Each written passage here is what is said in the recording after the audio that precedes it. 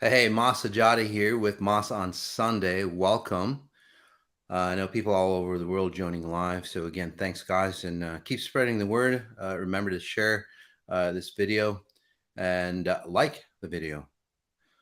Um, yeah, it's going to be a great day. Let's go ahead and just take a breath in, guys. This is a experiential, say, show where it's not just about me telling you what I believe in and so on like that. By the way, it's not what I believe in. It's what's happened to me over my lifetime. 3 near-death experiences. It really allowed me to go out into the field and really see it, really test it, not just for myself, but tens of thousands of individuals worldwide, transforming their lives massively, way beyond psychology, the current sciences of medicine or anything like that, current science of what success is about. Again, massive transformations that we don't even, thank you, Ageless Moss. Yeah.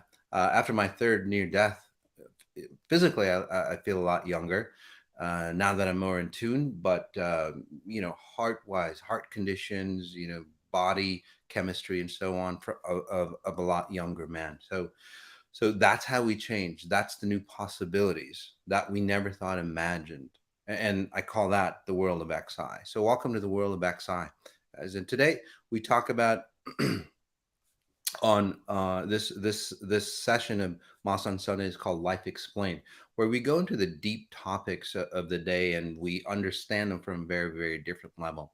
Now, a lot of this is based on Mother's Day, and I know Mother's Day was last Sunday, but we want you to enjoy Mother's Day the way it is, and then what we'll do is we'll do a quick meditation on how it could be better for you, how you could remove some of the patterns from your mom, whether she was a great mom or not such a great mom. You could do it even better, right? Because you're a new version of them.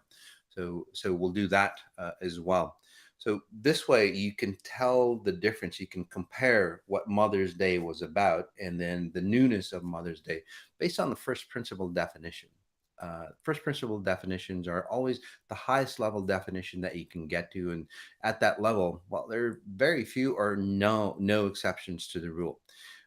As a note as well, if your belief system, if your concepts of whatever you believe in, whether it's religion, politics, your self image of who you are, if there's an exception to that, then you're not at your highest, best self. It's not about the money that you make or anything like that. You're just not at your highest, best self. There's more of you that could be out there. There's more of you, more of your potential that you could actually access. And that's what we do here at Exponential Intelligence. All right. Joining me, very, very special person that's going to be coming up on the show as well. So I can't really excited for that to happen as well. So really great insights. And well, I'll just wait till she gets here.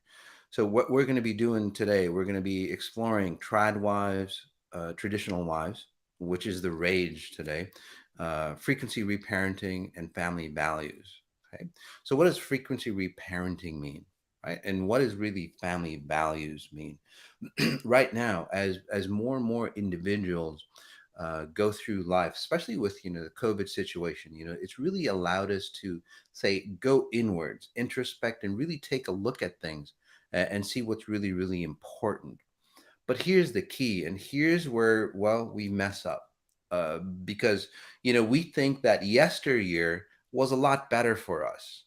Back going back to simpler times was a lot better for us. Letting go of technology was a lot better for us.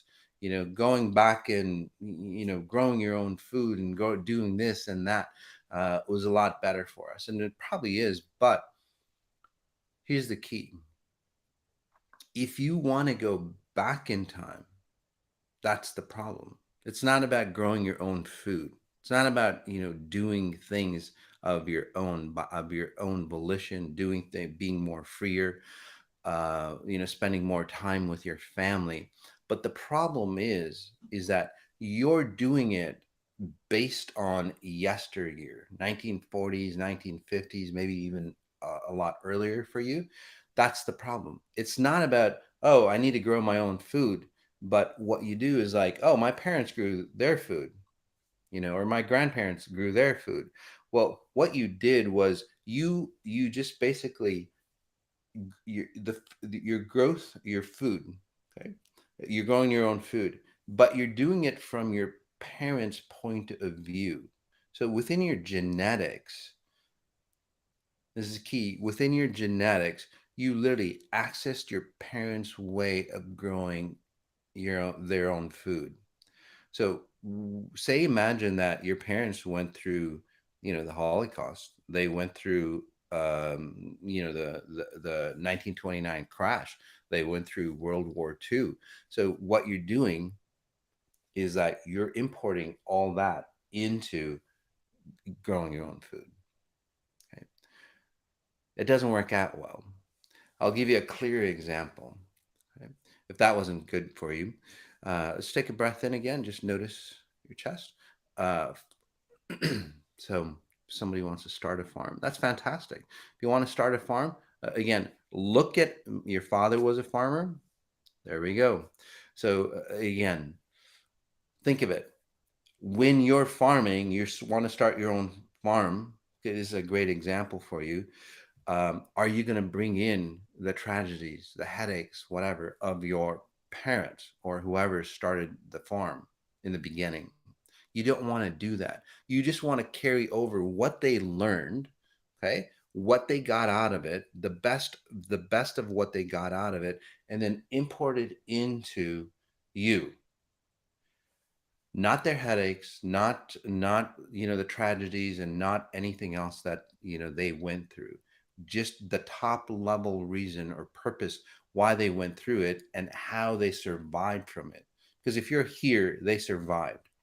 So in our genetics, what we do is like we take everything, everybody's history over, and then we call that honor. That's not honor because we're just recycling that. Okay? What nature does, again, from species to species, generation to generation, what they do is like, okay, this is the components that made us survive. They just take the component over. They don't take any memory, the history, or anything like that experiences along into their genetics. Humans do because we have free will. Okay. So another way of so that's one aspect. Again, just start a clean, fresh, understand what farming is about, growing your own food. If you want to go back to simpler time, which is really fantastic, by the way. Uh, but you want to do it just in today's world, not of yesterday's. So the other aspect, which a lot of people get really messed up on, especially women, is that women want to become successful, right? Women want they have careers now for whatever reason, which is fantastic. But it's a man's world. It's always called it's a man's world.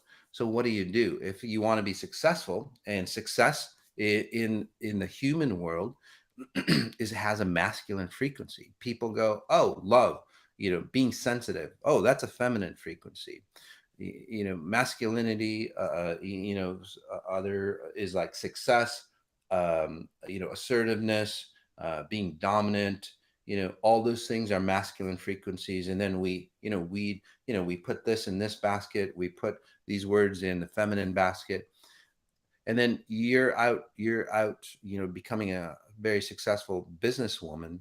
Well, what happens there is that, well, you start to become a man because now you've put the version of success onto a masculine identity, but you're female. So you take that portion, right? It's like, oh, I'll use that, let's call it an app. Oh, let me use that app. So you put that app onto your, say, identity, and then you turn into a man. How many of you know? I mean, if you look at shit, the CEO of IBM, I think she's a CEO. Total man, Oprah, man, Michelle Obama, man, obviously Nancy Pelosi, just man. And you look at all those great women, they've done great things, okay? Or maybe they haven't. I don't know. I'm not here to say, but they've done it from a masculine perspective because they got successful. I hear so many women that I work with, even in Hollywood, where they look beautiful women, and as they age, they become more and more masculine, and they lose their beauty of their youth. Okay? Those are some of the symptoms or after effects on that. This one, Tiki said, I did that. Absolutely. There's so many women that come to me. It's like, you know what? I feel, I've successful, hugely successful. Um, but, I've lost that connection with my, partner, and my kids because I don't feel like a woman anymore. So, so again, what you want to do, what nature does, and if you look at nature, the females in nature, female lions and so on, they're not running masculine patterns. They're just straight out women, right? Very successful, right? Um, what humans do, like I said, they adopt everything about that pattern, what they've learned. It's not that way. So what you want to do, and this is what we do with XI, is like, oh, success patterns or having wealth patterns or having security patterns. It's just a pattern. It's no masculine frequency around it. It's just a pattern. So you bring that portion of it onto you, and then that your success will actually make you more feminine for you, and then you don't lose your identity. You focus in on your identity. Again, most people, they sacrifice themselves, they sacrifice their identity, which we'll get into frequency reparenting. Okay, so frequency reparenting, what does that mean? That means that through exponential intelligence, you've grown. You've come to understand who you really are. You've moved your past behind. You're, say, in your 40s. You've moved your past behind. You've learned from, say, the abuse patterns or what shortcomings or whatever that you went through in childhood. That you went through in childhood, and you've created a whole different identity of who you are. Okay, and that's very key. It's not so in the past, it's not just like a succession or a transition from infant to young child to young adult to older adult, and then where you might be now. It's not that, say, transition. This is just literally a cutoff of those experiences, and you are not a part of your, say, physical identity. You don't connect, say, or you don't run the same patterns as your parents did or your grandparents and so on, like that. Again, you moved out, you moved over, created your whole new identity of self. What would you be like if you had complete freedom, complete free will to be who you are? This is through XI, through the 18-day HyperMeditations and other programs that we do. This is where people recreate themselves, their facial structures, their body shape. They don't age like their parents and so on, like that. So you're at that level. Okay. Again, your genetics, I would call it, is really, say, transformed so much that you're very different than the family value structure. And I would call it, again, the family genetics. Um, so what you do is that young version is still there. That young version is still hurt or it's still damaged. Right? That portion you can change. You can't change what happened to you, but you can change the definition of what's happened to you, and that's what you've done. Okay. And then frequency reparenting is literally you go back and reparent yourself now that you're an awakened parent. By the way, if you have kids, you'll see how many of you have kids, by the way, and you've transformed the way you parent your kids, totally shifted. Right? It's a very different ball game for you now, and that's what I'm talking about, right? So what you do is now you being a successful parent, a parent that you should have had, even if your parents were fantastic. Again, we could learn more from them, and then what happens is that you go back and then you reparent. You give that love, that nurturing on onto that young child of you, the younger version of you. And then what happens again is that, well, it creates a ripple effect because that version of you is still alive in some dimension of space and time. And it's still affecting you in physical. in physical time here in the present moment. So when you go and shift that, it creates a ripple, not just for you. It literally creates a ripple in your family as well. And comment in, guys. You've changed. Life is never will never be the same. Absolutely, yes. Comment in when you've changed. Did your family around you change as well? Okay. So again, when you heal the wounds of yourself, at that level, your siblings perhaps, or even your parents, they start to say transform as well, and you don't even have to say anything about it. So that's why I call it, say, a genetic engineering or genetic changes, real genetic engineering, not the stuff that they do on the labs and so on like that. Let's go do this, and they don't know shit about anything else. They just know like less than 1% of what's going on in your genetics, and then they start editing it. But that's a whole different story. This is actually transforming the way you should transform into a better version of who you are. So that's called frequency reparenting. By the way, that's coming up this Tuesday, where I'll take you through a series of years for you, and we'll just rewrite your whole story.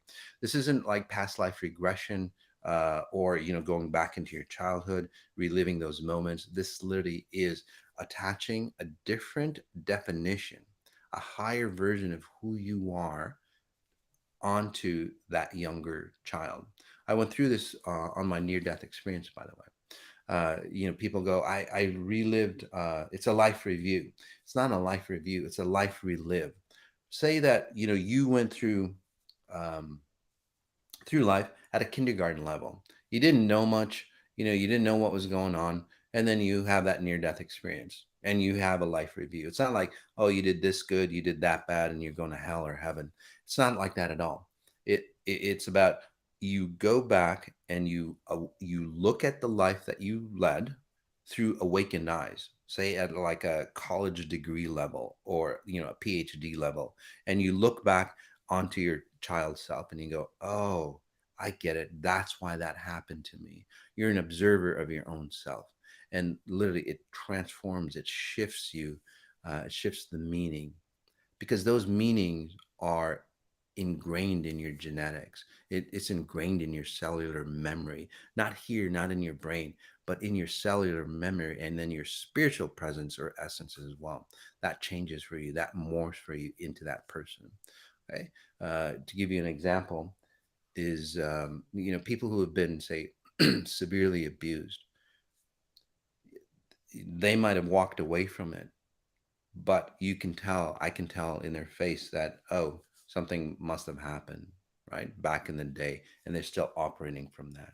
So those types of patterns, again, just get totally eliminated. Your essence of who you are, your essence of who you, say, send out into the world, uh, radically transforms, and that's where your life transforms. That's where your relationship transforms, your relationship with people, your loved ones, society, money, spirituality.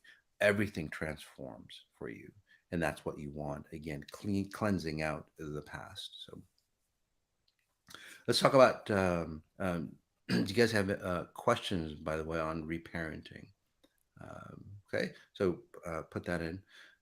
Um, uh, and as you grow, by the way, one last thing, as you grow, your kids will transform into a higher version of themselves.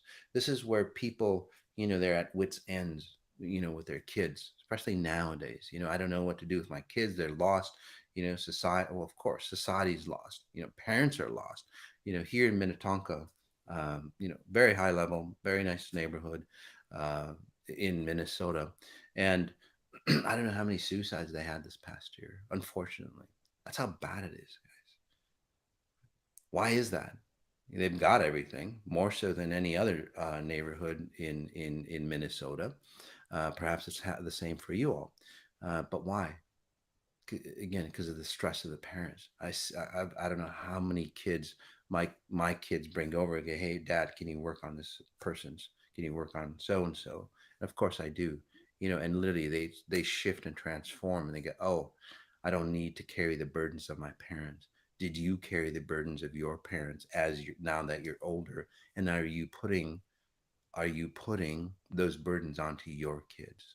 And then the cycle repeats over and over again. Is that what you want to do? And then people want to go, well, I want to change the world. Well, you change yourself. You save the humans, by the way. You save yourself. You save the people around you. The world will just be fine. Right? Family values. We go back, especially nowadays, what's happening again because of COVID. And it's not because of COVID, obviously there's a bigger purpose. Realities are changing, realities of the universe, time and space is becoming more efficient. So, what that means, again, and this is where Earth is always evolving. That's why in the billions of years, Earth gets better and better and better and better, a version of itself. And if there's something that comes along, that tries to destroy it, well, it'll just destroy whatever comes along. For example, humans, right? It'll destroy it and then just move on. Simple as that. And then we'll regenerate, hopefully, into a better version of humans like we have in the past. So the reason why I say that is because this is a great opportunity. The universe is transforming so radically, and what that means is literally time and space is becoming more and more efficient.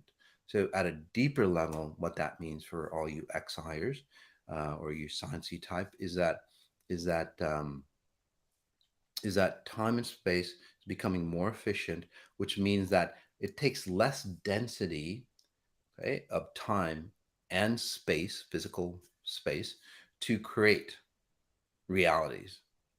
So it doesn't have to be as dense and thick.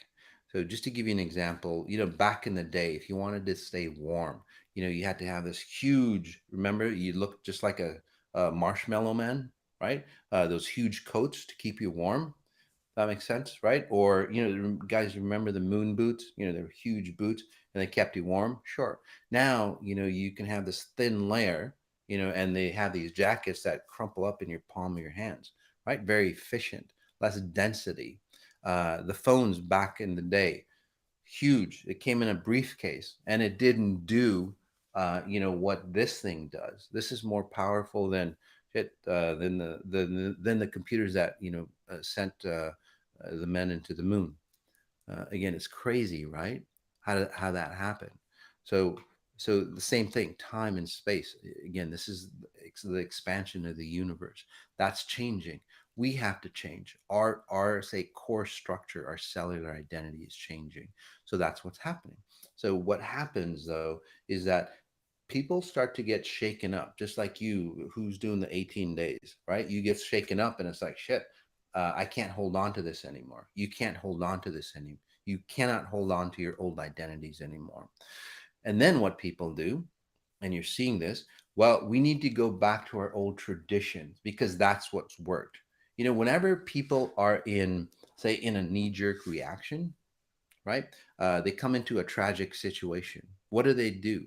They go back to what they think, or they go back to that comfort zone of ideas and concepts, belief systems. So in today's world, we're going back to the old version of ourselves. And again, I'll have this beautiful guest talk about traditional wives, why it's the rage. But we're going back, religion, right? We're going back to our old laws, again, revisiting abortion or non abortion, and all these things, again, thinking it was better yesteryear. It really wasn't, but we don't know what else to do. So we revert back to ourselves. So this is where family values come in. We don't know what to do as parents. So what do? Knee jerk reaction. It's like, shit, I'm going to go back to my old value, how I grew up, as a child. And then you recreate your family's values. You recreate what your parents did to you onto onto the next generation. Is that a smart thing? Look how you grew up, guys. Again, I'm not saying it grew. You might go, "Well, I had a great childhood, fantastic." How's your health? Are you diseased? How's your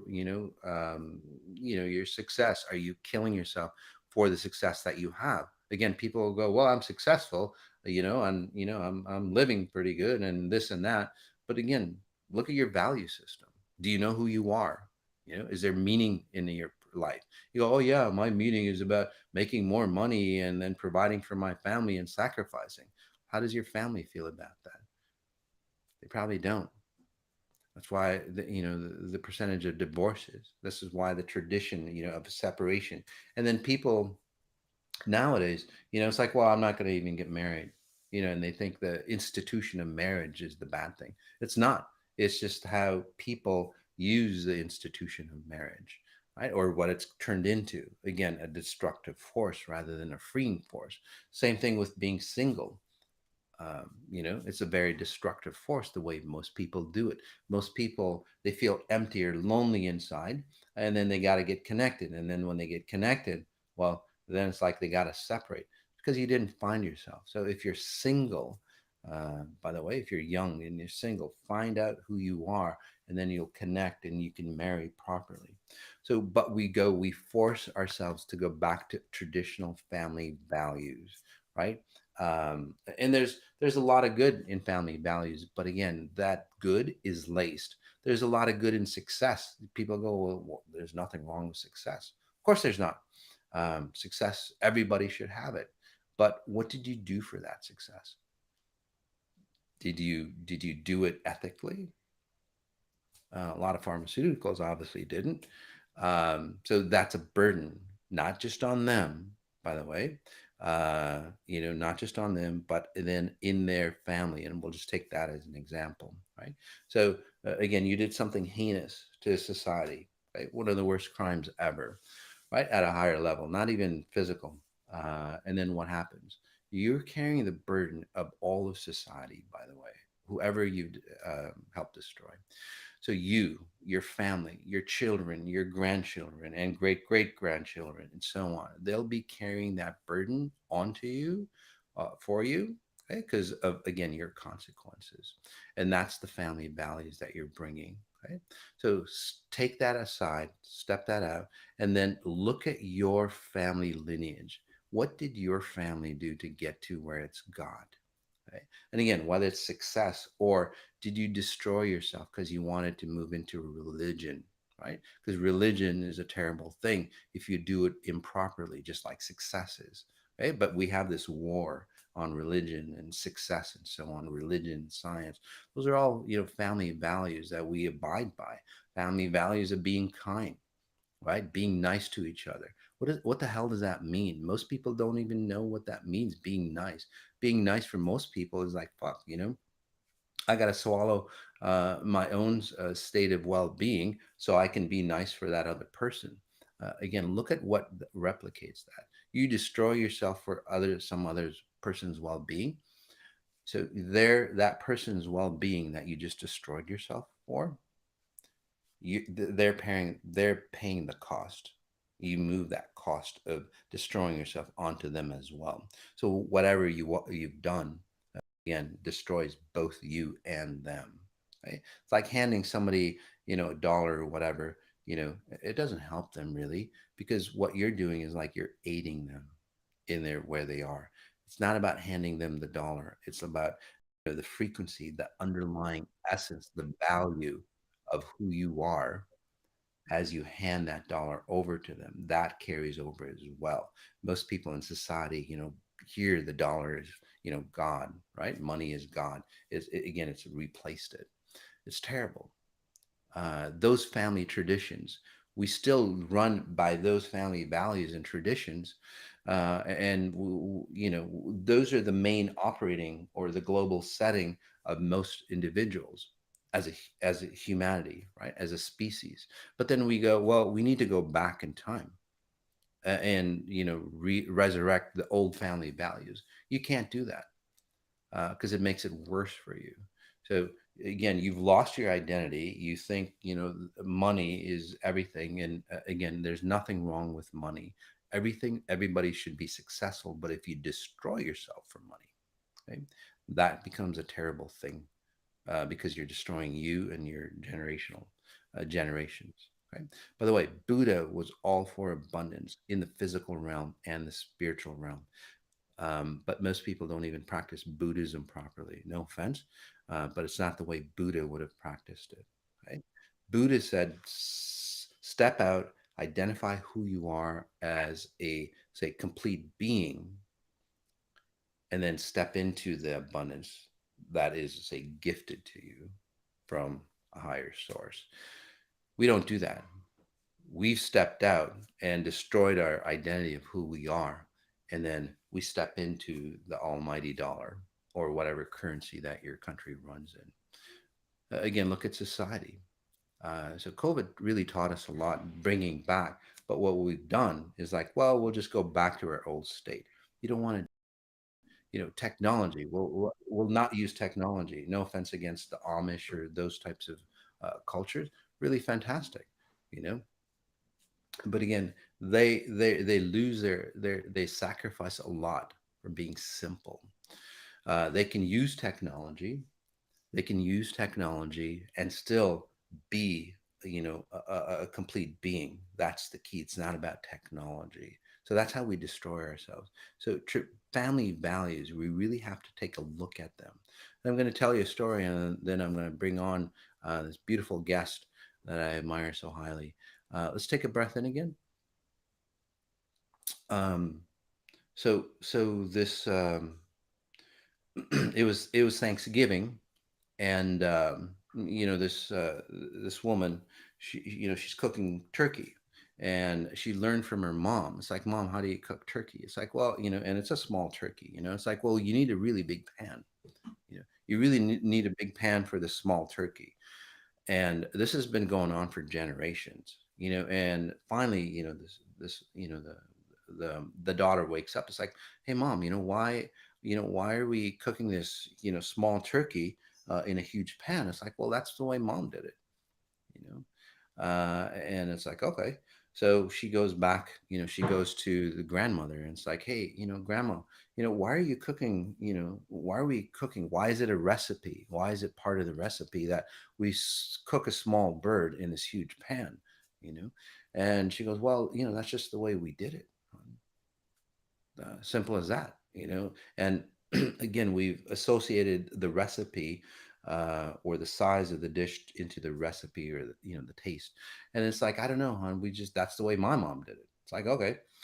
So it's like, great grandma was still alive, and she goes, great grandma, why, why do we cook such a small bird in such a huge pan? And it's like, honey, well, that's we only had one pan, and that's all we did for everything that we cooked in. We just cooked it in that one pan. That's all we had. Right? And then it's become tradition, old family values, right? And again, nobody thinks about it. Look at all the traditions that you have in your family. There's nothing wrong with tradition, but are you bringing the old, say, necessities? That's all they had back in the day. They were poor. This is actually a real story, by the way, although could be out there. But they were poor. They had just escaped from a war torn country. They could only bring the minimums. They only had one large pan to cook everything in. Simple as that. So when you're bringing traditions or values over, are you bringing the underlying reason for that over as well? Because if you are, when you practice that tradition, Thanksgiving, holidays, birthdays, weddings, and so on like that, you're also bringing in all that destructive attitudes and behaviors, right, for you. So, all right. So I'm really, really excited to bring my lovely guest here. She's going to be talking about traditional wives, and I'll put my 2 cents in there as well. Um, and some of you might have seen her. She's got a great knowledge, great wisdom. Uh, that she imparts. I'm trying to get her to do more things with me, because again, she has a very different point of view, much like I do, but again, more at a first principle level. So, without further ado, hey Pepe. Hi. Hi. Hello, everyone. This. Okay. Oh, Yeah. I've never been on it, so I don't know where to look. Okay. At the camera. Okay. Hello, everyone. By the way, this is my lovely partner, Faye. Hello. Well, I think this subject came about because one day I was on YouTube and I saw this super cute girl talking about being a wife, and she was calling herself trad wife. It was very new to me. I don't know what it means. Yeah. How many people have heard of trad wives, short for traditional wives? And Demi, can you play that Yeah, video? yeah. Let's put it in context so we know what we're Just talking give us a about. second here, and then Demi, just tell me when it's over because I can't.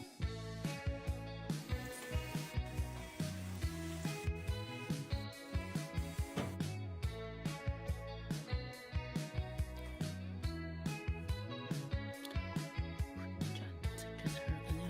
Just saying.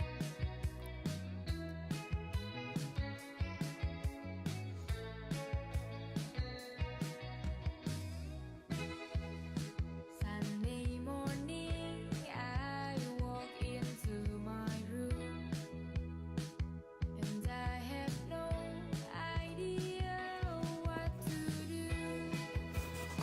But I'm so sure that I don't need you. Oh, baby, just let me try your whisper too.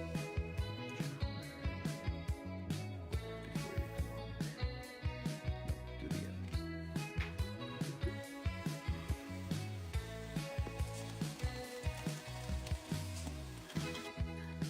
So what are you doing now?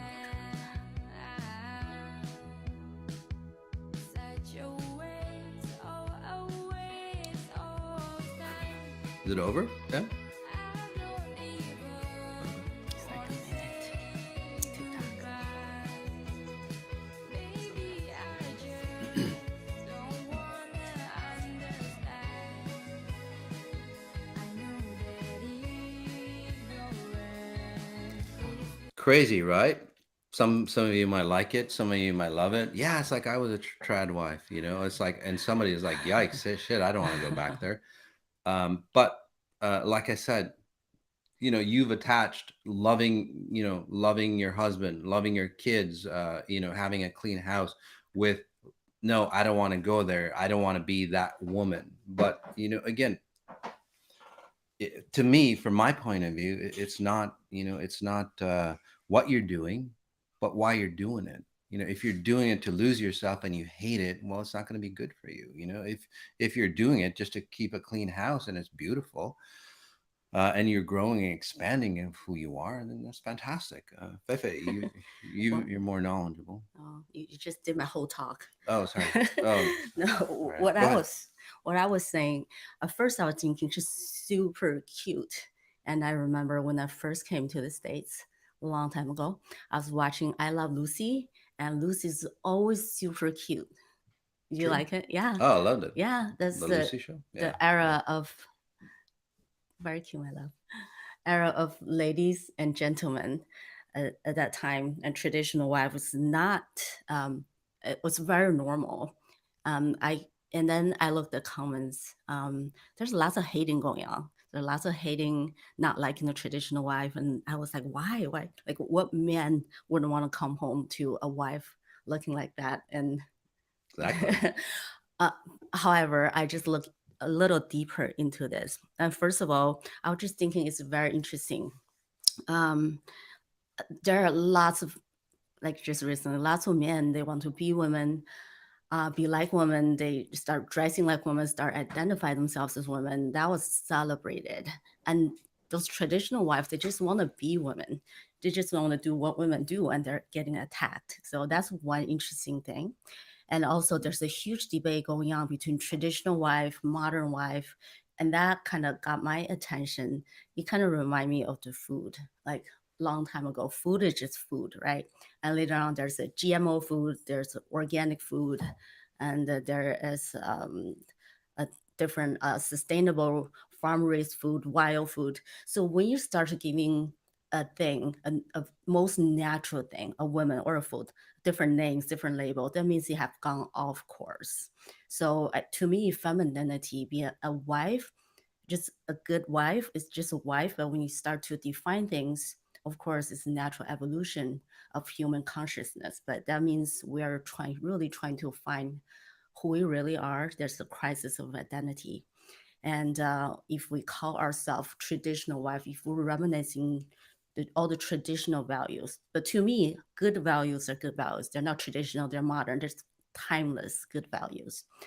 But when you're trying to call one thing and then one thing is only one is good, the other one is not good, I think that's just a really struggle and crisis of identity.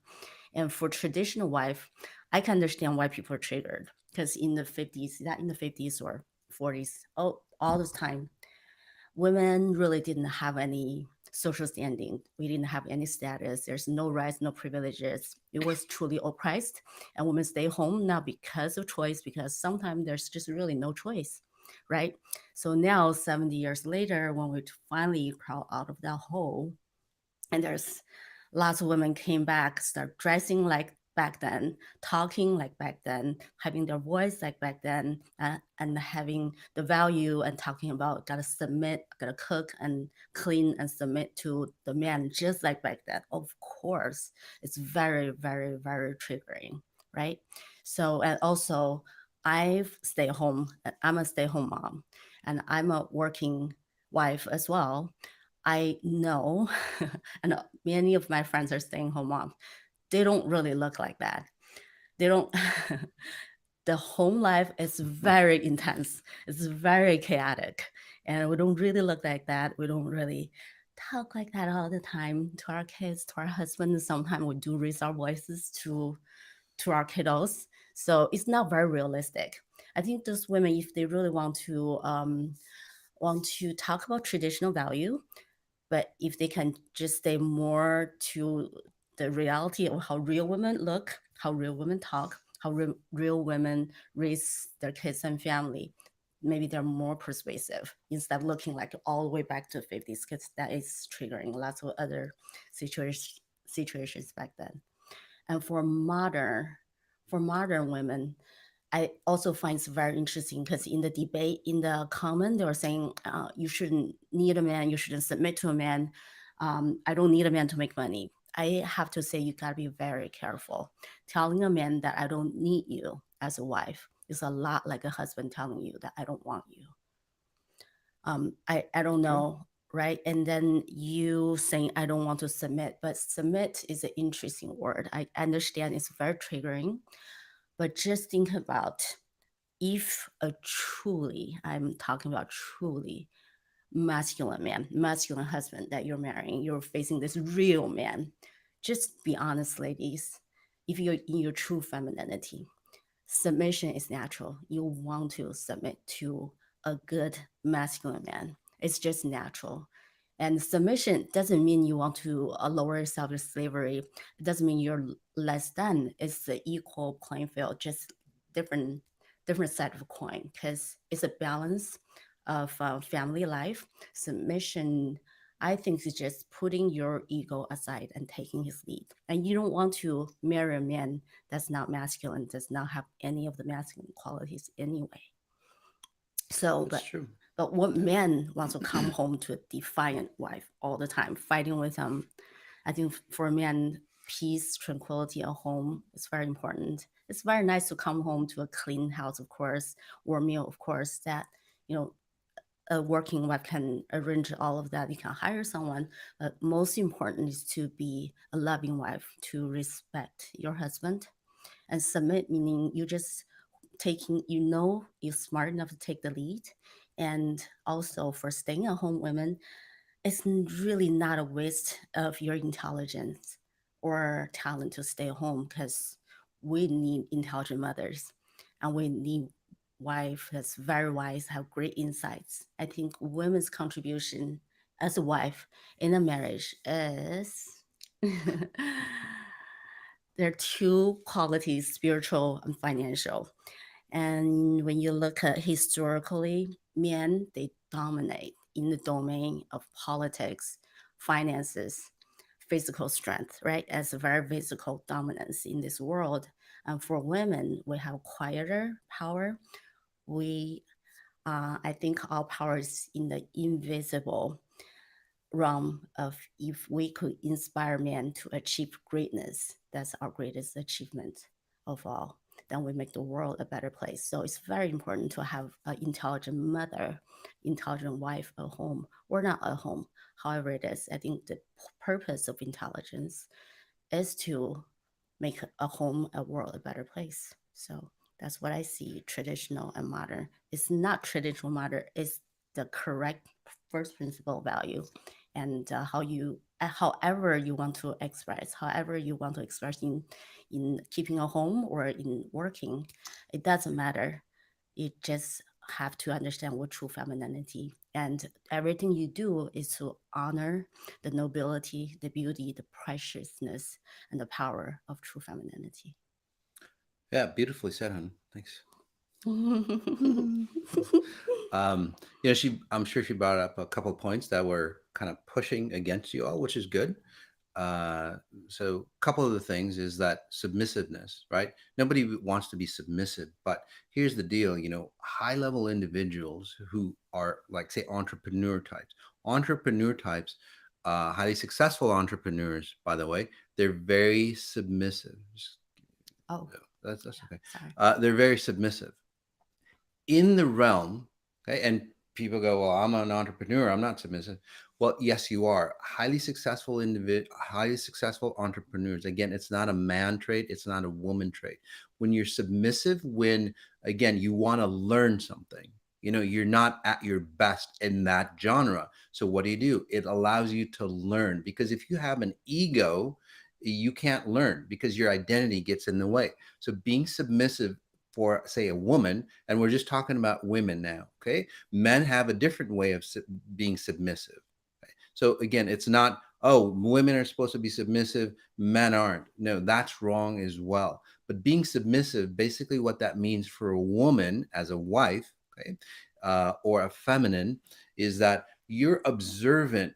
You've let go of your ego because you're powerful, you're strong enough. You've let go of your ego. You've let go of your identity of who you think you are, because you are that powerful. You don't have to have, look, I am this. And most women do that. Look, I am this. I don't do housework, or I don't do the dishes, or I don't, make the money, or I don't whatever, so you're telling the world that all the things that you don't do to tell the world that who you are, which basically destroys it. So again, submissiveness is allowing you to just settle in, that you know who you are, you get comfortable, and then you're an observer of your environment. And when you're like that as a female, again, we're just talking about female submissiveness, right? When you're like that as a female, you pick out little nuances, and that's what women do really best.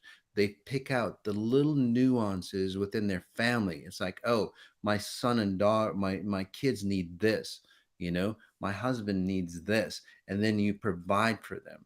Now, the man will be talking about the man, during Father's Day. But that's how you do submissiveness. It's not like, oh, I just lay back and take it and get abused. And like back Mm-mm. in the day, like, the guy would come home, he's mad, and then take it out on the wife. Or, Mm-mm. the Muslim culture, well, the spiritual, the religious culture, well, the religions, all the religions, the women are submissive, the men are dominant. That's not the kind of dominance or submissiveness that we're talking about. Submissiveness is literally being in tune. You're submissive to your environment around you, not, say, your husband. Your husband holds a strong place for you to be submissive or relax and let go of your identity so you can tune into your environment, and then you pick up the nuances. I talk to so many kids, and their moms, uh, again, we're just talking about mothers, their mothers have no clue on what that kid needs.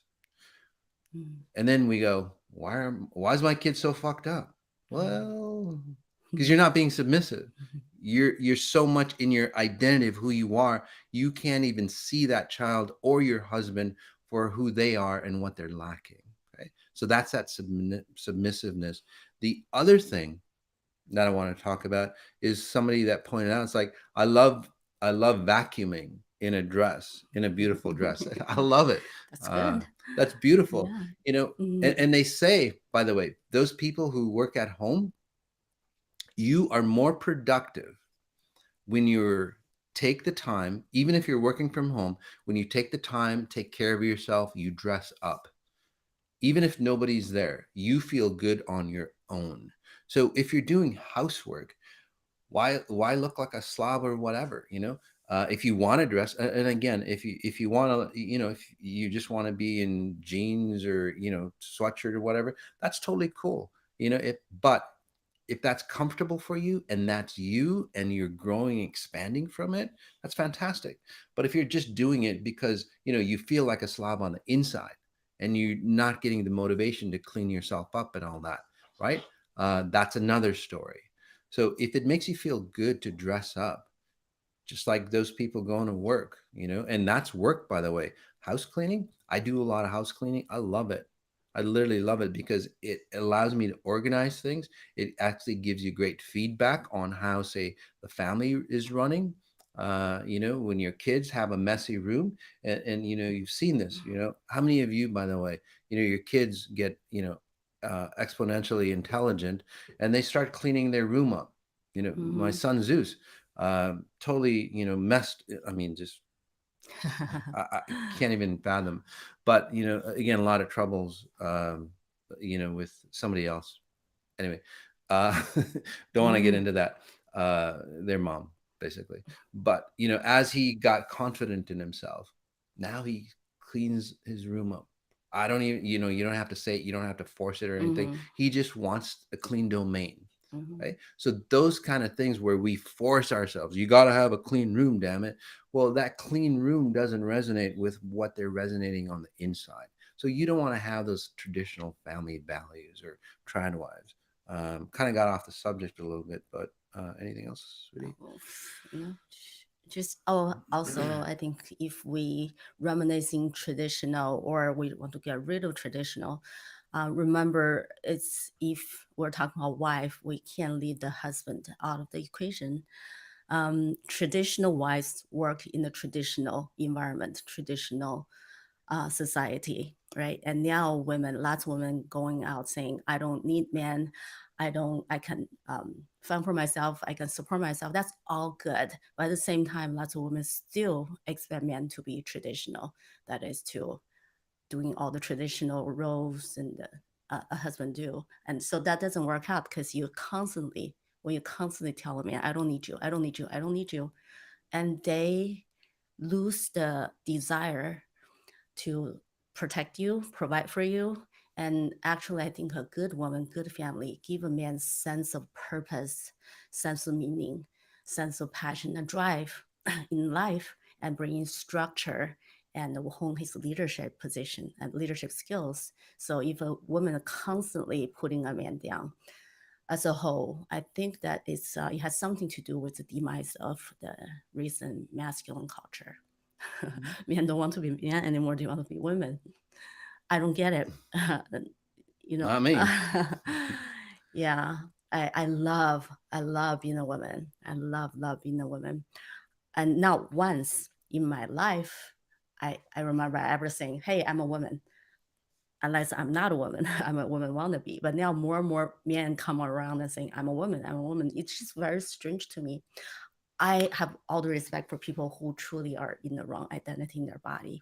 But I think the epidemic right now looks just a little strange to me. Well, yeah, society is so confused nowadays Mhm. that people don't even know because, well, the parents are confused, you know, and then what you see on TV just perpetuates that, you know, and what you see on social media and all that. And then the kids grow up and it's like, wow, you know, we all want to be androgynous. Remember back in the day, you know, the 80s or 90s, right? Everybody's equal. You know, and then it turned into androgyny. And Mhm. now it's like, what the fuck? You know, everybody's they're so equal, they're merging into each other and there's no identity, hence what we have today. So, somebody's talking about sitting up straight or cleaning up their, like cleaning up and all that. Yeah, it's really great, you know, to teach, you know, that child, you know, to sit up straight and all that. But you know, when you have a strong identity, and you can try this on your own, people who are successful, again, or people not successful, but people who love themselves. Okay, successful in that definition. People who are confident in themselves, they naturally sit up straight. They walk straight. They're more, in tune with themselves. They're more, again, that's a sign. So if your child is like slouch over, and like just moping around, you don't want to shake them up. It's like, hey, wake up. You go, hey, what is it about, you that you're not so confident in yourself with? And then, that might start a dialogue for you. That's, again, being that submissive wife in this case, to go, rather than, damn it, you're making me look bad. I've seen so many women like that, by the way. It's like, hey, you're making me look bad, so you have to do this and this and this, especially in front of so and so. It's like, well, obviously you're not teaching them the best thing. So again, it always goes back to you. Being submissive is one of the best ways to really absorb who you really are, or what's happening, or how you're creating your environment. The other thing, while I'm here, is, what really pisses me off is that women get attracted to, say, powerful men in the right way, uh, like real power. Okay, not like fake power or abusive power or all that stuff, but real men, right? Real confident men who know who they are, and they get allured, they get, say, enticed by that, and that's the attractive quality that those men have. But then over time, since the women don't know who they are, they try to control that man, and they break that man down. And then, that man becomes a servant to the wife, and it's like, Moss, I'm really tired. I'm bored with my husband. And I can tap into the husband. It's like, damn, that guy was, there's like all that. And it's like, well, weren't you attracted to him because he was so, assertive and, successful? Well, fuck, that's what made him successful, guys. Obviously, again, I'm not saying all men that are like that, but real solid XI men. They're out there, by the way. Okay. And there's more and more out there. But and then they get broken down, and then it's like, well, I'm not attracted to them anymore. It's like, well, you just turned them into you. Why would you be? Because they're you now. So women, don't do that. Okay, find out if you start to become a stronger woman. Okay, a stronger identity, even if he's abrasive. Okay, again, I'm not talking about all men. There's always outliers. But even if he is abrasive, or not the right type of, say, assertiveness or aggressiveness, as you become that XI woman, and that's becoming, again, a true wife, or partner, as you become stronger and identify who you are, because that woman or that wife is an icon of the family. She's supposed to know who she is at a strong level. It creates an identity for the man to follow. It's like, oh, my woman needs to be like, needs is in, in perfect harmony with herself. That means that I need to be in perfect harmony with myself. So she raises the bar, right? Again, by being submissive, understanding what's going on, she fixes it. She becomes a stronger version of herself. That man identity, that male identity, goes, wow, okay, she became a stronger version of herself. That means, to keep up with her, I need to become a stronger version with myself. Not like, oh, I need to turn into my wife. It's like, what the fuck, guys? Don't do that, guys. And again, women, don't do that, and men, don't fall into it. Okay, that's why she got attracted to you, right? Yeah. So, I think women do that, trying to control men, trying to break them down, is from their own insecurities, and they don't trust their men, thinking if they're too strong, they're gonna leave or whatever. First of all, you just shouldn't marry anyone you can't trust. mhm. And second of all, if it is your own insecurities, rather than making other people controllable, weaker than you, you should just get stronger. It's just very simple in my understanding. And for traditional wife or working wife, I really don't condone or condemn anything. It's just you really have to see why you're doing certain things. I know lots of traditional wives, especially very, very young ones, they might get into just saying I love staying home, serve my husband, it might be from the place of fear. They don't know how to step into society, how to be a real woman and survive on her own. That's very different than a grown woman, successful woman who's already come to herself and decide to stay home to be a traditional wife. It's very, very different. That's from different place. And they would raise different children, and they will not raise, but they will inspire their man to be a different man in the end, from Mhm. a fear space or from a truly supportive, respectful place. And for traditional, for modern working women, there's lots of shaming going on. That's what I noticed. Lots of shaming going on from both sides. They are attacking the traditional wife. And of course, I think they're coming, lots of them are coming from fear space as well. One, they don't trust men. Again, you shouldn't marry a man you don't trust to begin with. So they don't trust men. They have to get a job.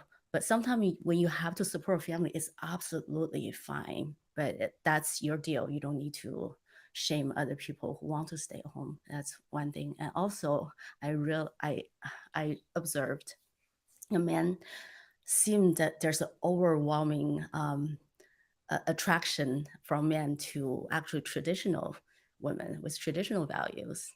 I think for good reason. Maybe there's a little bit of jealousy going on there, but that's also not necessary. If you are Yeah. strong and you are true in your femininity, every men are not really attracted to like traditional per se. They're attracted to femininity. So if you're truly owned your femininity, you can work, you can raise children, you can cook, you can clean, but everything is an expression of Mhm. your feminine Yeah, and beauty. you can do it Yeah, together. yeah. You We know do it that together. We have yeah, so we do much it fun. together. We have so much fun. The kids get involved. It's really beautiful. Yeah. The one thing here with T, and I'll start scanning people. I think it's T. Yeah, T. Wow, cannot stand the word submissive. Well, T, if you've been raised to be dominated in that kind of definition of submissiveness, not first principle or XI definition, I wouldn't stand. I'd hate the word submissive as well. So start redefining. Okay, it's not the word that's destroying you. Okay, it's not traditional wives that's destroying you. It's not housework that's destroying you. It's the definitions that you put upon Hmm. those things that we call. It's just a word. Yeah. Again, submissive. It's just a word. Create your own definition for that. Right, in Yeah. its truest sense, in nature.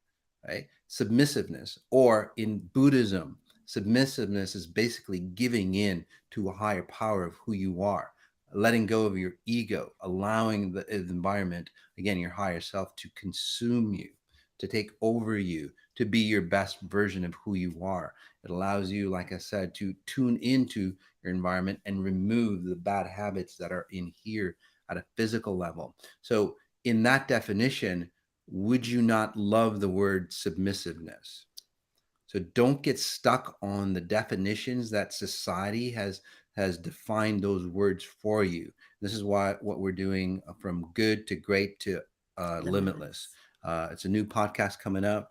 Not exactly sure, but soon Soon. will be coming out. We're going to redefine everything for you so you can adhere to the highest level or the highest purpose of those words out there for you. Okay. So if Um, submission is triggering to you, let me just um, interpret it. Let's change it to surrender. I think when a woman is truly in love, when we love, we surrender and we trust. And when a man is truly in love, they protect and they provide. So when we surrender to his protection, when we surrender to his masculinity, he will take responsibility for our safety, for our well-being. So I would say it's surrender yourself, not to be confined and fighting hypercritical, nitpicking, nagging, and trying to control him, make him weaker. None of that. It's just surrender to this love you both share mhm. and to the higher order, because a higher order will take control, not control take place. Somebody was talking about phase being such a pure frequency.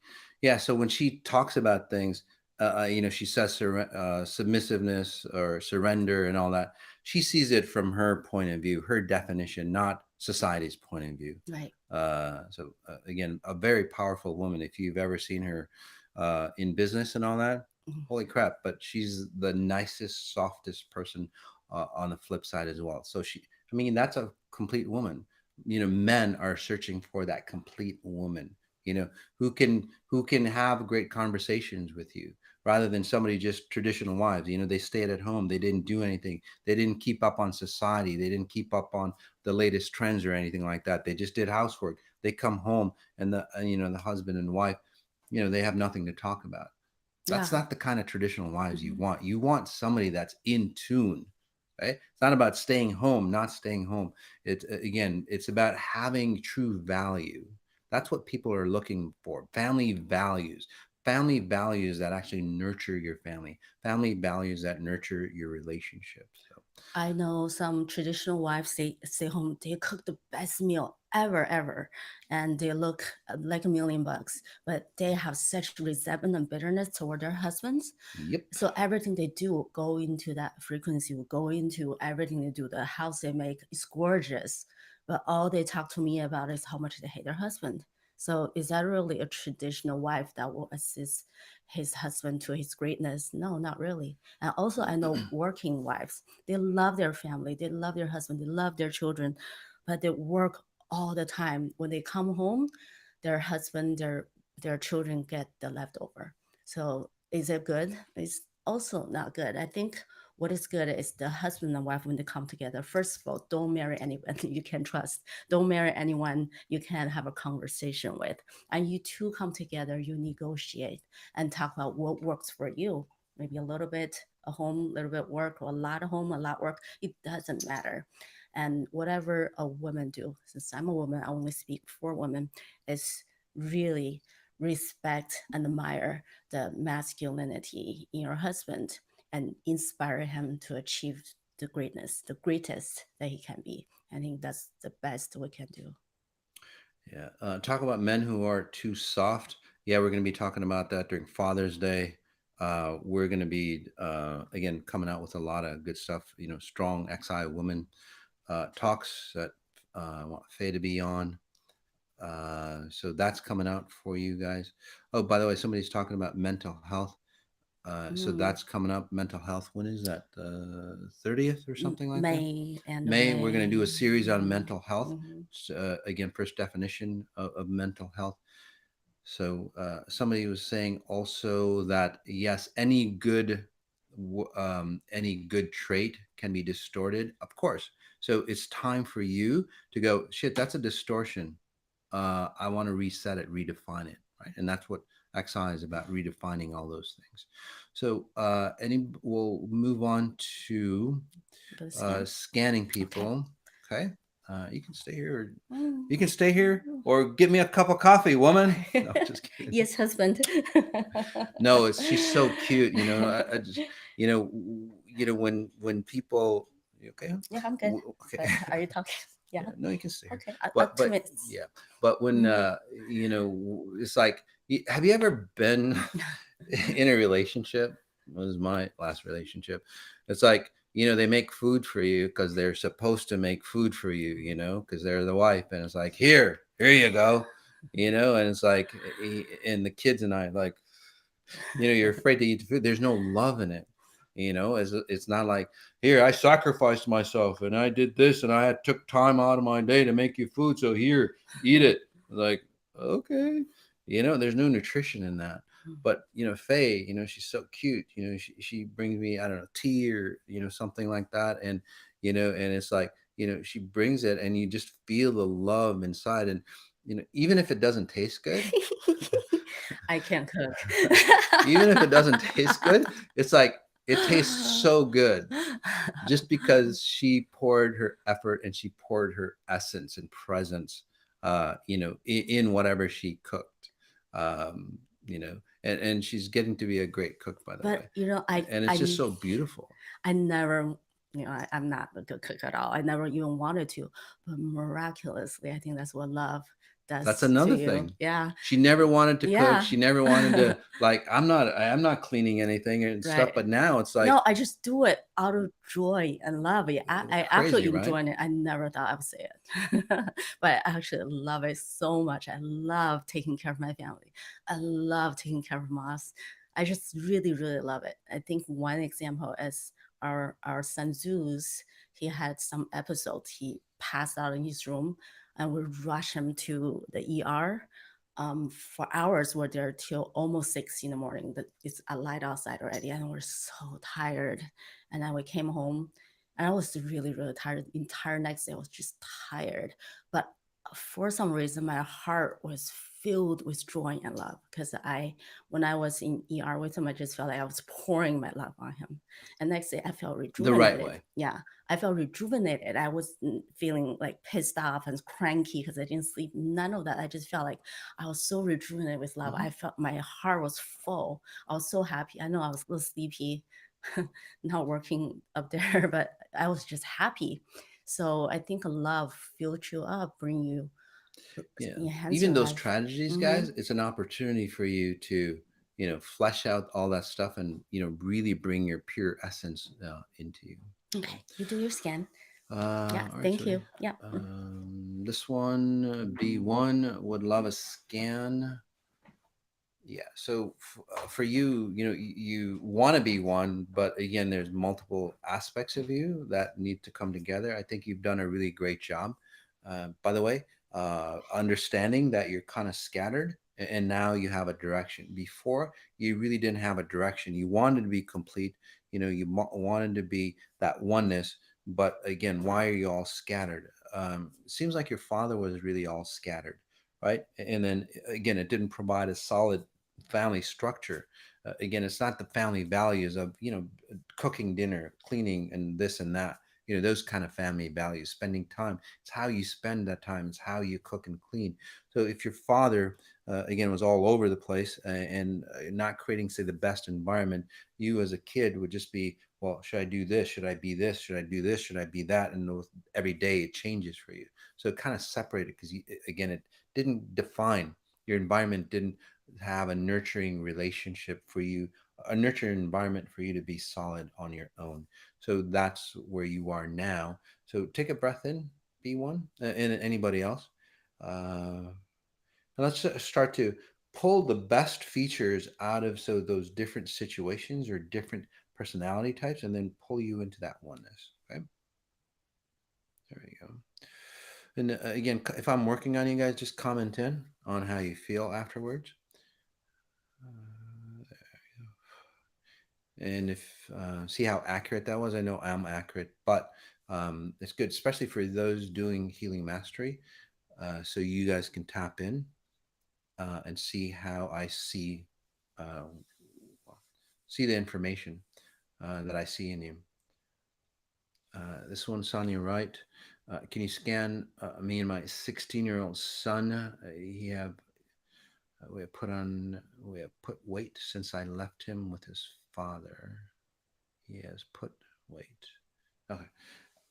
So for you, Sonia, yeah. So basically, you know, and I'll just tell it the way it is. So what you've done, Sonia, is that you know, say that your relationship isn't the best, with the father. So what you do is like you need somebody to hold on to and latch on to. By the way, okay, and then take a breath in, hon, and then what you do is that you know.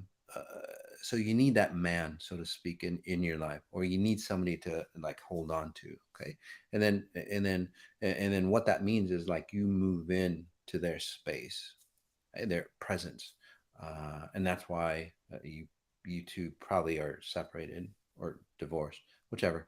So what you're doing now is that the son goes to his father, but then you go with him, because without, say, an identity, without a husband, without, say, the son, you lose all identity of who you are.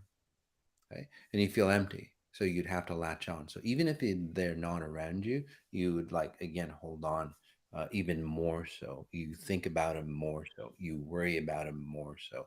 And that sounds really nice, uh, but again, it's not that nice. And it distorts and disorients your son, although he's even away. Obviously, the father has problems of his own, but you worrying about him in that fashion is not the best. So, again, pull that back, and that's what I'm helping you do. Pull that back so you say maintain your own stability.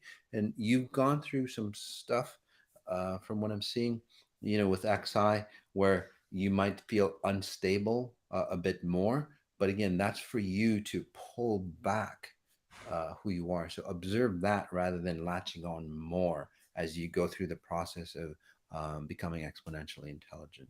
Okay, so observe yourself, observe your body, and then you'll start to see it's like, oh my God, goodness, I'm pouring myself into my friends, I'm pouring myself into my job, I'm pouring myself into saving the world. How many of you do that, by the way?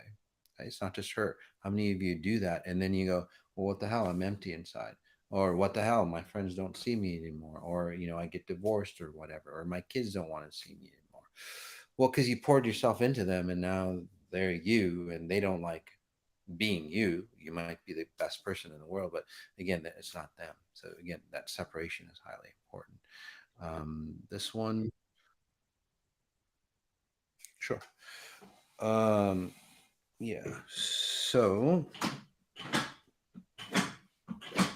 that better? All right. All right, guys. So just move that chair out of the way too.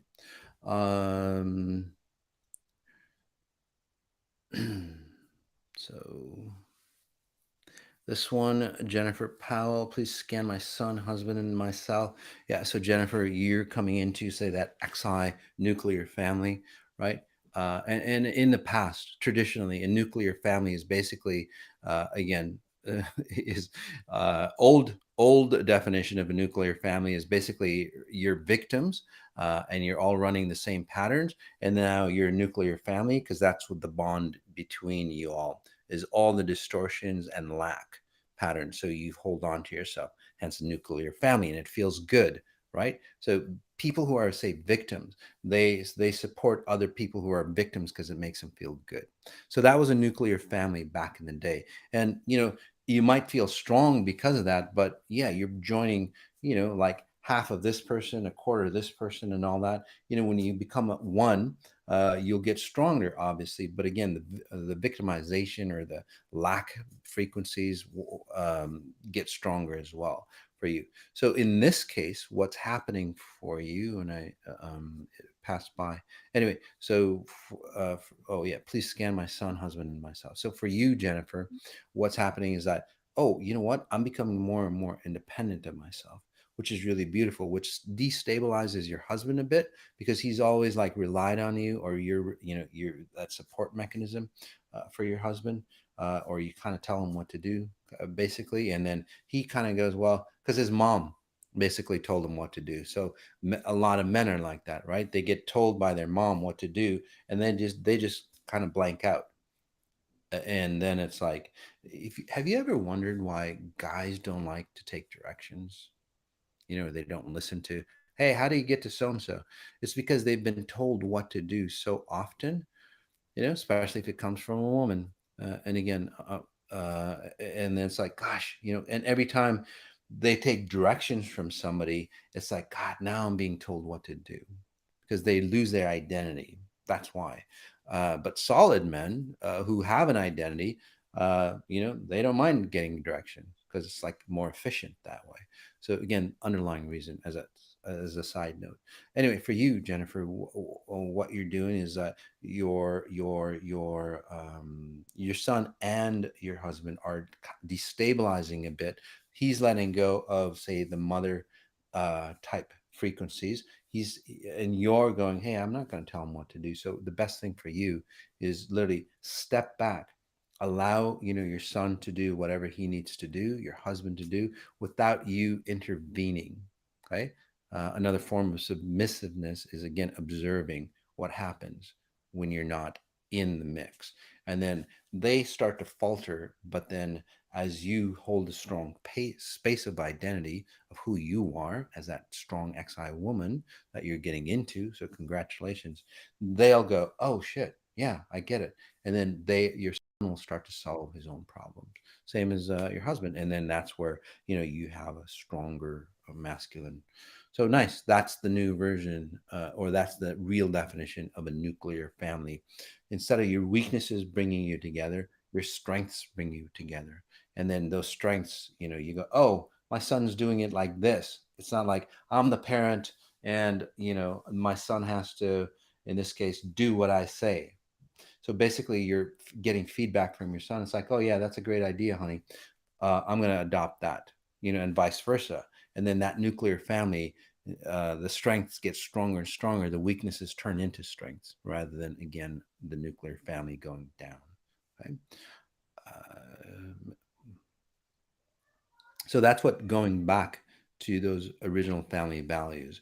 Would love a scan of mine and my husband's relationship, Stella. Yeah. So for you, Stella, you 1, 2, 3. So uh you're three people, and he's very confused on which three you are, if that makes sense for you. So again, over the course of XI, what you're doing is like that's becoming more and more prominent. So it's a great opportunity to see the three different versions of who you are. Okay? You have an opportunity now. Again, whatever you've done with XI is literally you are seeing that you switch back and forth, okay, into personalities or traits or likes and dislikes and so on like that. So the key, and interesting enough, one personality doesn't talk to the next personality. So if it's okay, like Faye, for example, her traits or likes and stuff like shift over time, but she's homogeneous, so to speak. So she expands and contracts and so on like that. But when you have an identity here that doesn't talk with this identity here, that doesn't talk with this identity here, right? It doesn't work out. So it gets very confusing. There's no relationship between the three identities, so to speak. Okay, and that's where it confuses you, by the way. And this is where you go, shit, I don't feel complete. I don't ever feel fulfilled. And then you'll go do something, and it doesn't fulfill you because it separates you more. So with XI, again, it's pulling you back, and that's what I'm doing here on these mini sessions, is pulling you back together, merging the best of those, say, three identities, and then so you become one, and complete, taking the best from all that. And that way your husband will actually like look at you and it's like, oh, she seems more solid or more stable. Okay, that's why, by the way, he doesn't listen to you. No offense, but a lot of it goes, my husband doesn't listen to me. Well, maybe you should observe what you're telling him and how you're telling him and the state of consciousness that you're in as you tell that person. Simple as that. And you'll go, oh, I get it. Right. So, the other thing I did, American sitcoms where they always make that. Have you ever noticed that all the sitcoms, the husbands are dumb as dirt, and then people take that on, again, it's TV is very insidious on putting in, say, concepts of family values and so on like that, right? Although they talk about family values and bullshit like that. Do you guys remember, what is it, the Beaver or whatever, with the cleavers and so on like that? Yep, the wife should stay home, all dressed up, high heels and pearls, making turkey and all that, and then it's like, and then how she was, whoever, beautiful, you know, but again, all messed up, right? So, um, and then because it's about breaking down the family structure. So, so don't do that. No matter what people are doing, social media, whoever is trying to do whatever to you, you're the one that's allowing it to happen. Right? So stop. And this is where, again, we save the humans will save the planet. Right? That's another aspect of it too, by the way. Um, um, that's another aspect of it, is like, we're breaking you down here But it's like, oh, we need to put this fire out over here, and while you're focused on putting the fire out over here, right, they break you down on the back end. So whether it's governments, political systems, religious systems, family values, and so on like that, that's basically how people do it. um, so you have to wake up and go, shit, I need to take care of myself as we put this fire out. This one, Jenny Wild. Hi, Moss. Please scan my progress. Thank you. You're doing really, really great. It seems like you might be going on a going on a vacation or moving somewhere. Displacement. So the displacement is basically where you get to a point that you've changed so much that your environment is not conducive to you anymore because you've changed. So your environment is a reflection of who you are.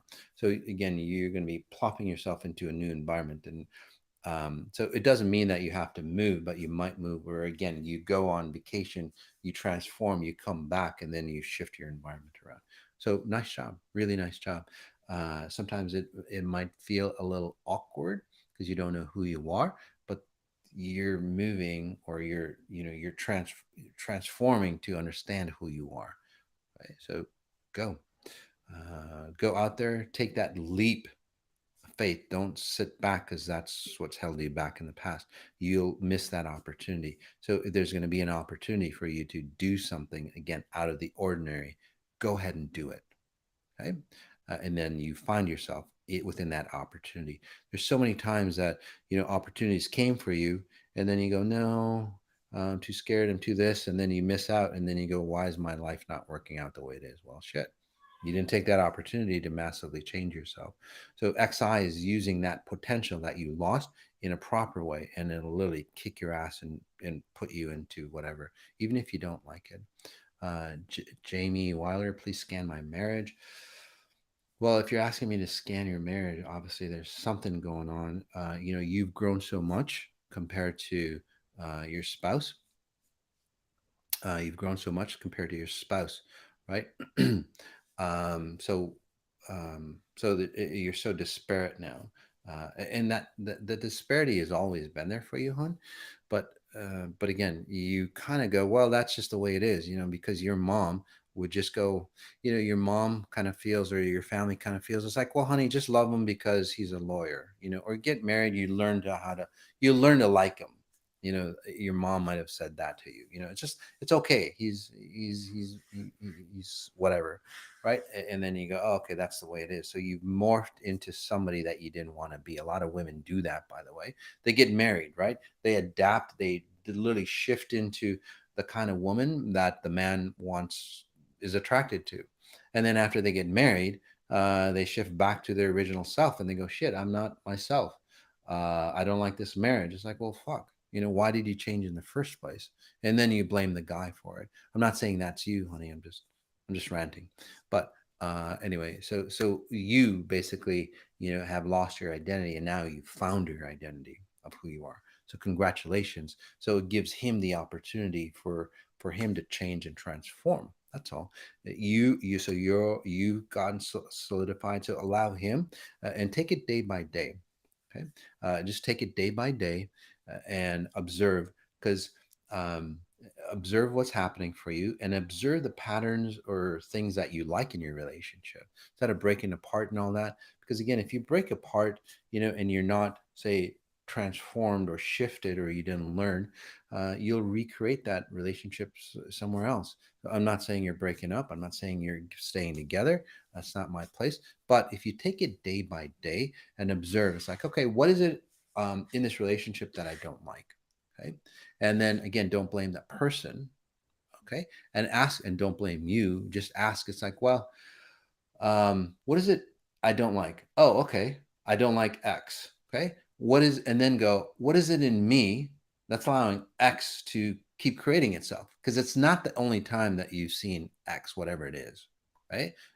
And then you go, gosh, has that happened in previous relationships? It's like, oh gosh, it has. It happened outside of relationships? It's like, oh gosh, it has. And you'll know, again, you'll start to see patterns or the algorithms that you run. Okay, this is at the level that you're at. That's why you're asking to scan your husband. It's not about staying together or not staying together. It's about you becoming a better version of who you are, just the way I said it. So in this case, I'm helping you put on a new set of lens so you see deeper for you on, say, some of the patterns that you might be overlooking. Okay. And again, it's really simple. Just ask yourself, and don't have any expectations or filters on how it comes in. Okay. Just ask yourself, okay, what is it that I'm not liking in this relationship? And then what component in me, or what am I resonating with? What's a complementary version or frequency that's allowing this to happen? Even if you're abused and so on like that, there's probably I'm not blaming you for the abuse. I'm not saying, by the way, that in this it's abusive in this relationship, but still, what complementary pattern is allowing that abuse to happen to you? Okay. And then you move that out, and then you don't get abused. Can you please scan my son Raymond, my husband, company, and my fiance? Interesting, Lisa. Can you please scan my son Raymond, my husband? Oh, my finance. Oh, I said fiance. I thought it said fiance. I'm going, what? It's like my husband and my fiance. It's like, okay, that's cool. It could be cool, I guess, if you can handle it, but most people can't. Multiple partners. So you're. I'm not a doctor or anything like that, Lisa, but I would. I don't know if you guys took the vaccine or they had a severe case of COVID or anything like that, but your son, I see headache type issues. Um, so, so you might want to watch that, especially if he's doing a lot of sports, a lot of activities, and he feels weak and so on like that. So that's what I'm picking up. Again, I could be way off. You know how crazy I am. So you want to check that out. Okay. Or if he gets tired a lot, so on like that. So those are the kind of things you want to check out. Okay. So there are supplements if you go, if you, that cardiologist, you told me about, that helps you clean out your systems, from COVID, or even just the not even the vaccine, but just the actual virus, to clean that system out because it does linger within your body. So that's what's happening for your son. He's more sensitive to those illnesses and so on, and he's always in his head, by the way, right? He's kind of lost, um, and he kind of gets pushed around. So just helping him step into his body a bit more. One of the better ways to do that, he says, literally allow, and that's what you're doing, which is really good. You're pulling back and you're standing strong on your own, and then you create a stronger environment. But as you pull back, he might wobble a little bit, and then again he'll start to define. Otherwise, he'll attract masculine women can control him. For your husband as well, I don't know if his parents are dying or or ill or something like that.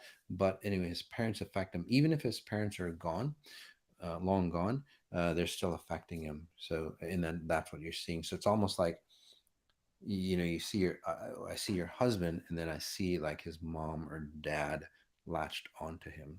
So again, you might want to do the 18 days or maybe have a session just to break that. But for now, what I was doing is just separating that. So you're at a level, again, through XI, that those underlying details are coming out for you, okay? Because you don't want to recreate from the past. So if that makes sense for you, Lisa.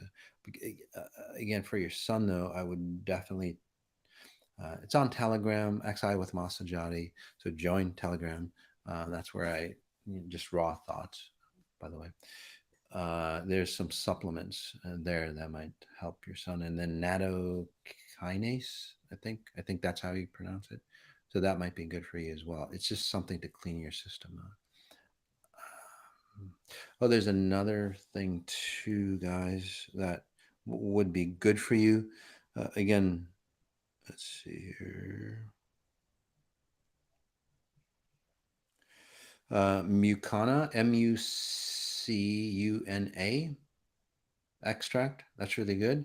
It cleans out your system, brings back your nervous system together for those people who have, say, nervous system issues. For those, yeah, nervous, especially after COVID or after the vaccine. Okay. Lisa, everything you are saying is true. Yeah, absolutely. So, again, take good care. Uh, and just be mindful of your son's health.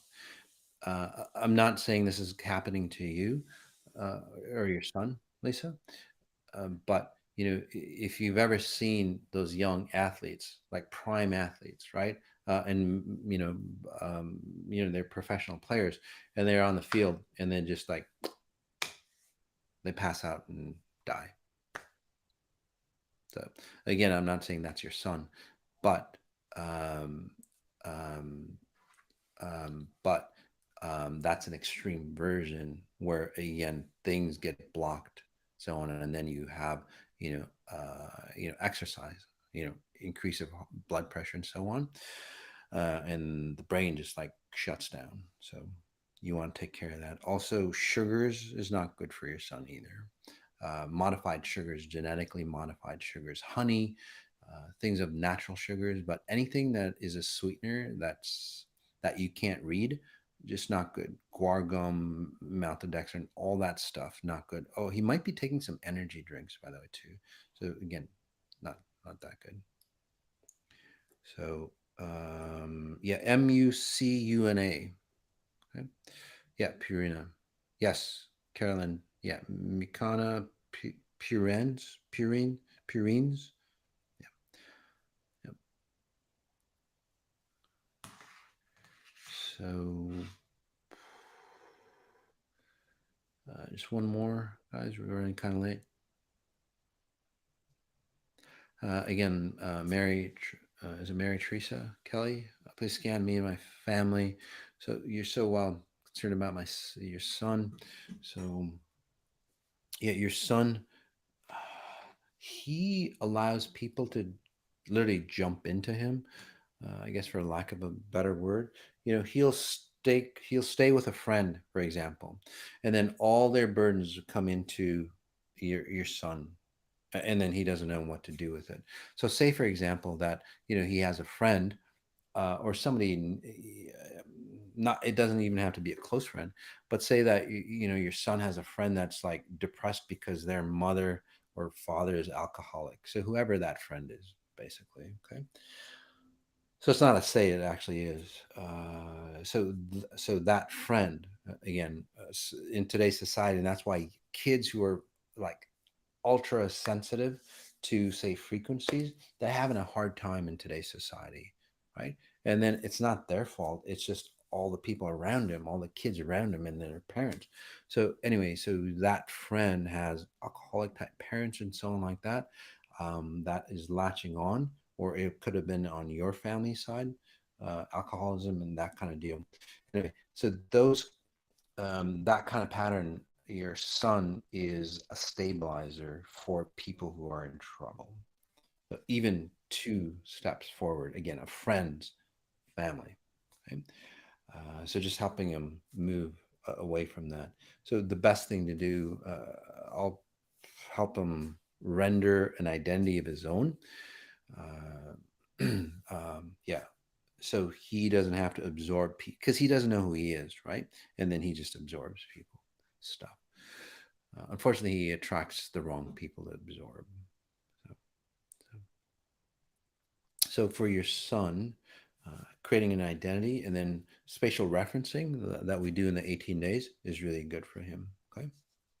All right, guys. Oh yeah, as Bonnie says, hit the like button, thumbs up. Thank you, guys. All right. Again, tell your friends, subscribe to the channel, guys. I think we are good, kind of going over time, but wasn't Feifei great? She's fantastic, isn't she? All right. So thank you so much, guys. Notice what you notice. Notice the details. Reparenting for you coming up. The cruise coming up, the Tahiti cruise. Take a look at that. If you really want to transform your life, we'll be in London. It's not my event. We'll be doing an event in October in London and Ibiza coming up for you. But again, in June, if you happen to be in London area, stop on by. It's really good. I think it's all on the calendar, okay, at masajati.com. All right, guys, take care. Notice what you notice. And again, if you're noticing if you don't like what you're noticing, great opportunity to change. Peace, guys.